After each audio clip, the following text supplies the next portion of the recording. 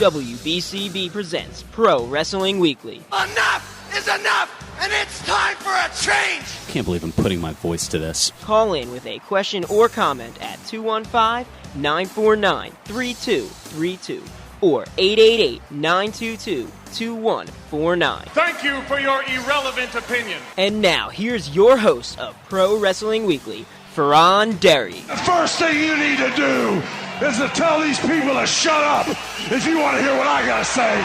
I'm a broadcast journalist. I have a right to my opinion. Oh, son of a... I am the best on this microphone, in that ring, even in commentary. There's the sound of the bell, and we are kind of set to go. This is Pro Wrestling Weekly here on 1490 WBCB and online at WBCB1490.com. I'm your host, Fearon Derry, and I'm a bit of a dingbat, which is why you're hearing this after-the-fact recorded edition of the April 4th episode, because I forgot to hit record before going on the airwaves. So the banter between Lucas the Intern and I, the callers, all that stuff, I'll kind of give you a little synopsis of it here. So instead of a 50-plus minute episode, this will maybe be about 10 to 15, something like that. So first of all, the big news that we just heard yesterday, AJ Lee retiring. That's right, WWE announcing last night on Twitter and WWE.com that AJ Lee, April Mendez Brooks, because of course she's married to Phil Brooks, Lucas's boy, CM Punk, has opted to, quote, retire from in-ring competition with WWE. Now, interesting to note, WWE wished AJ the, quote, very best, but didn't seem concerned about her future endeavors. So, I don't know if they're trying to play nicey-nice for some reason. I know that she has a book that she's working on. Maybe by playing nice, she'll hopefully not make it a tell-all thing and just rip WWE up, down, and sideways. I don't know, but that's the breaking news coming out of yesterday. And then, of course, the insanity that was WrestleMania this past Sunday. Let's get into the results of that for those who may have missed it, and for those who are also keeping track of the predictions certain to go wrong and all that fun stuff. First of all, the 2-hour pre-show. That's right, Tyson Kidd and Cesaro kicking things off early in the second hour of the pre-show, beating the New Day, Los Matadores, and the Usos to retain the tag titles in just under 10 minutes. Lucas and I got that one right. Where we got things horribly, horribly wrong, the Big Show winning the Andre the Giant Memorial Battle Royal, eliminating last none other than Damien Mizdow, our pick. So, I guess kind of like the Simpsons quote, we're born to runner-up, right? Anyway, 18 minutes and change for that. Both Lucas and I, nowhere close on that. None of us expected the Big Show to be in there, although we did expect to see a confrontation between Miz and Mizdow, and that finally occurred. Now to the actual pay-per-view. Daniel Bryan is your new Intercontinental Champion after winning the rather interesting, great way to kick off the event ladder match involving also Bad News Barrett, R-Truth, Dean Ambrose, Luke Harper, Dolph Ziggler, and Stardust.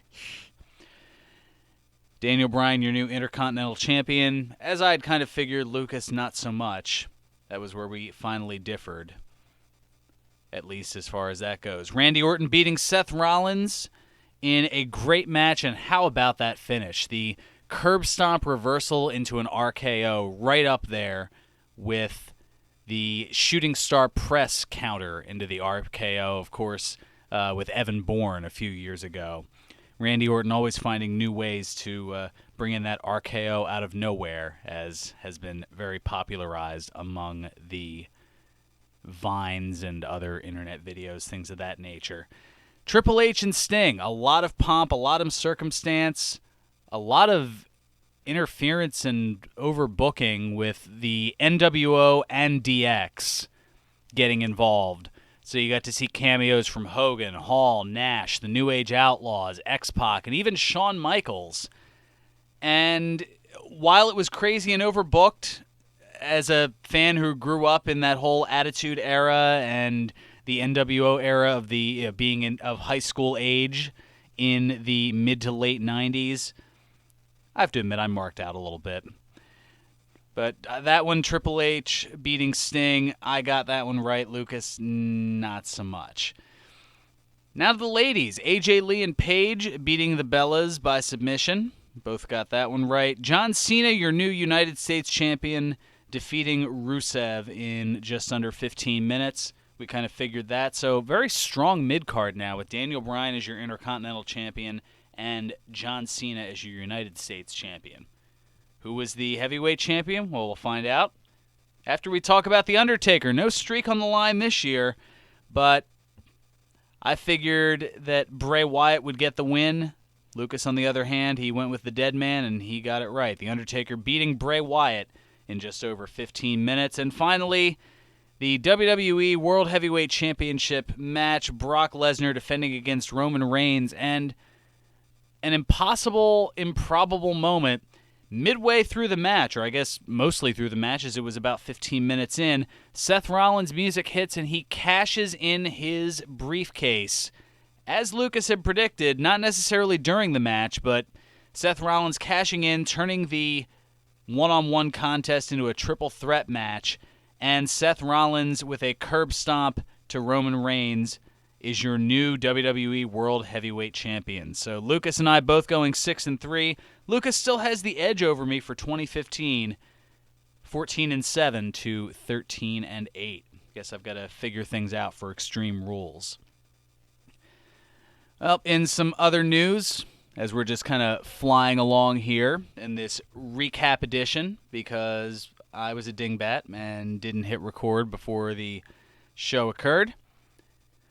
The WWE Network subscriber count was revealed, and, well, Wall Street didn't exactly react favorably. WWE announcing Monday that the WWE Network surpassed 1.3 million subscribers following Sunday's WrestleMania 31, representing a 97% increase from April 7th of last year, of course, the day after WrestleMania last year, and a 31% increase since January 27th of this year, when the network passed the 1 million subscriber milestone.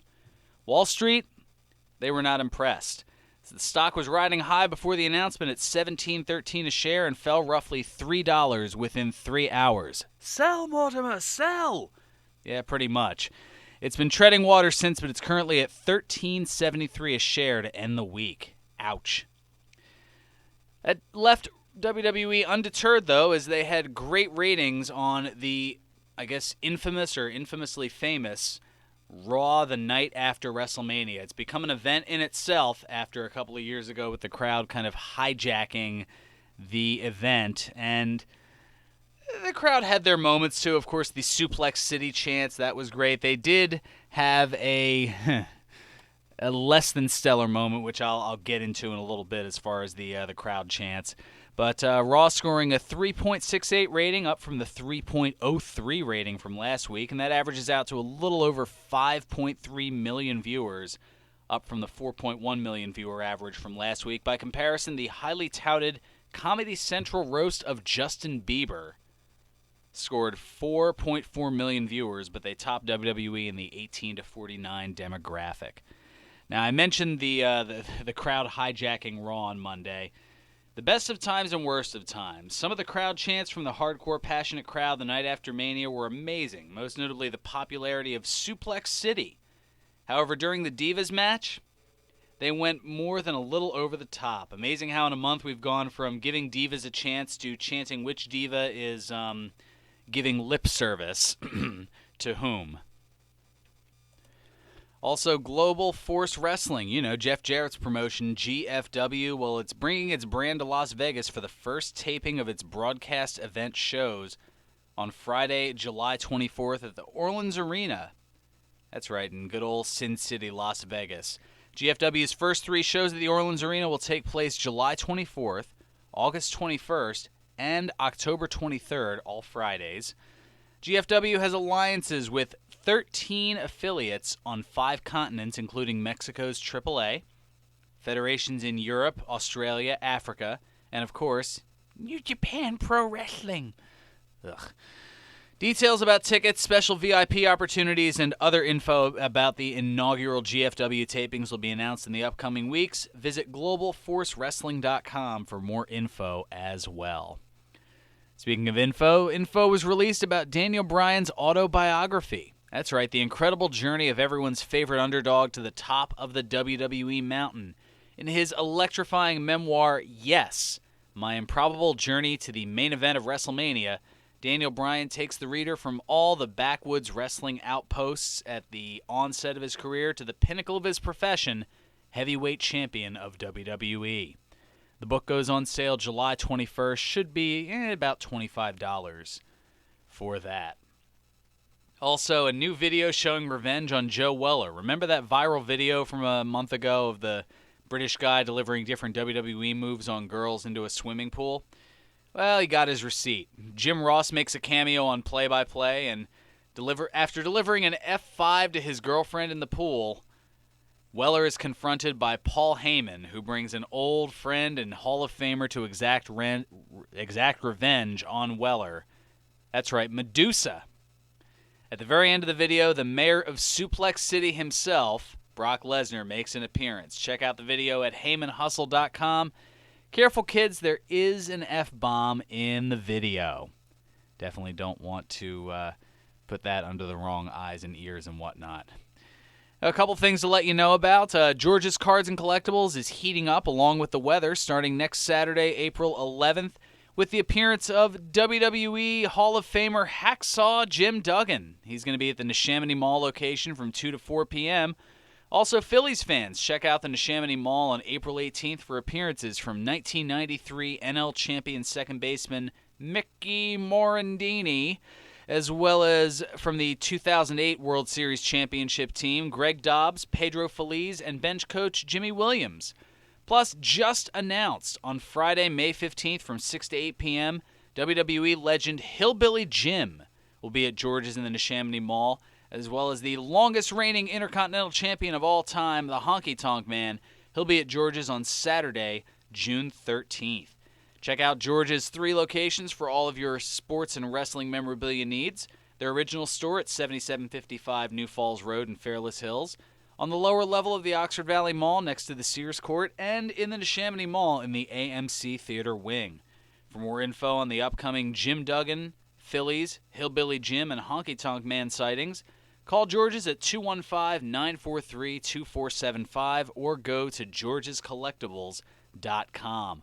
Also, 1 week from tonight, pro wrestling action returns to the Monster Factory, 541 Mantua Avenue in Paulsboro, New Jersey.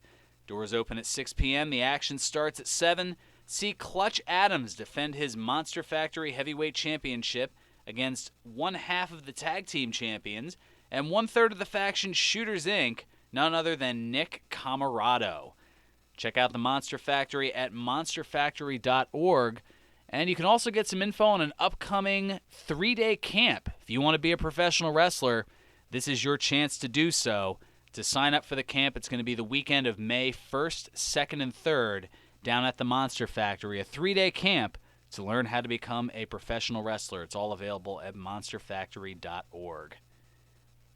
Well, thanks to this replay, since there's no commercial breaks or anything, I'll get right into a couple of notes from today in wrestling history. And birthdays, of course, Lucas's favorite segment. Should say it the way he says it. Birthdays! Or however the heck he says it. But first, today in wrestling history. On this date in 2005, WWE Monday Night Raw aired live from Los Angeles, California, and in the main event, Batista pinned Randy Orton. And on this date in 2011, WWE Monday Night Raw aired live from Atlanta, Georgia. In the main event, Sheamus pinned Daniel Bryan to retain the United States Championship, and 363 days later, the two would have a much more infamously short match for the World Heavyweight Championship. Of course, I'm talking about the 18-second WrestleMania match between the two. And on this date in 1993, the WWF held its WrestleMania 9 pay-per-view. In the main event, Yokozuna pinned Bret Hart to win the World Wrestling Federation Championship. However, immediately following the match, Yokozuna's manager, Mr. Fuji, issues a challenge to Hulk Hogan, who was aiding Bret Hart at ringside thanks to some thrown salt by the aforementioned Fuji. And Fuji puts Yokozuna's title on the line, and 2 minutes later, a leg drop and a 3 count, and Hulk Hogan is your 5-time World Wrestling Federation champion.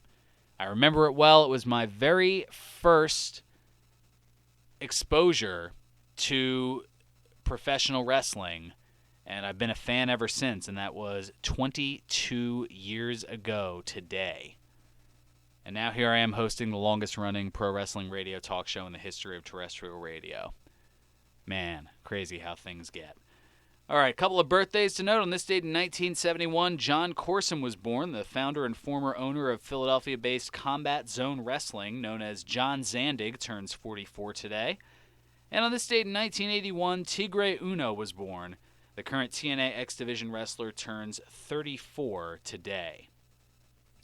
That's going to just about do it for me. Programming note, coming up in 2 weeks, on April 18th, Pro Wrestling Weekly goes on the road. That's right, we're taking a road trip out to Council Rock South High School for Senator Tommy Tomlinson's Children's Expo. We've been there for the last few years. It's always a blast. You never know what the heck's going to happen. And Lucas in tow last year, he certainly had a lot of fun with it. So that's coming up on the 18th.